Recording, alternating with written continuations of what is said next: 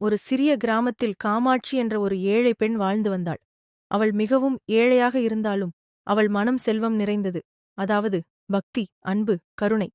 அவள் தினமும் காலை எழுந்தவுடன் வீட்டை சுத்தம் செய்து துளசி மாடத்தில் தீபம் ஏற்றி, அம்மா, என் வீட்டில் நீயே வாசம் செய்யணும் என்று மனதார வேண்டிக் கொள்வாள்.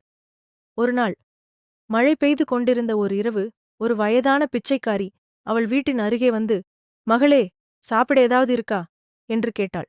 காமாட்சி வீட்டில் இருந்தது கொஞ்சம் சாதமும் கஞ்சி மட்டுமே. ஆனால் அவள் யோசிக்கவே இல்லாமல் சொன்னாள், அம்மா, இதுதான் இருக்கு, நீங்க சாப்பிடுங்க. அவள் அந்த வயதான பெண்ணை உள்ளே கூட்டி வைத்து தனது பசியையே மறந்து அவளுக்கே உணவு கொடுத்தாள். அந்த பெண் சிரித்தாள். நீ உண்மையிலேயே என்னை அறியலையா என்று கேட்டாள். அடுத்த கணம் அந்த வயதான பெண் பிரகாசமாக ஒளிர்ந்து அம்மன் ரூபமாக மாறினாள். நான் உன்னை சோதிக்க வந்தேன். நீ பசியிலிருந்தாலும் பக்தியையும் பரிவையும் விட்டுவிடவில்லை. இனி உன் வீட்டில் எப்போதும் வளமும் சந்தோஷமும் இருக்கும் என்று அருள் புரிந்தாள். அந்த நாளிலிருந்து காமாட்சியின் வாழ்க்கை மாறியது. ஆனால் அவள் செல்வம் வந்த பிறகும் அதே தாழ்மையும் பக்தியையும் காத்துக் கொண்டாள். Like, subscribe and comment.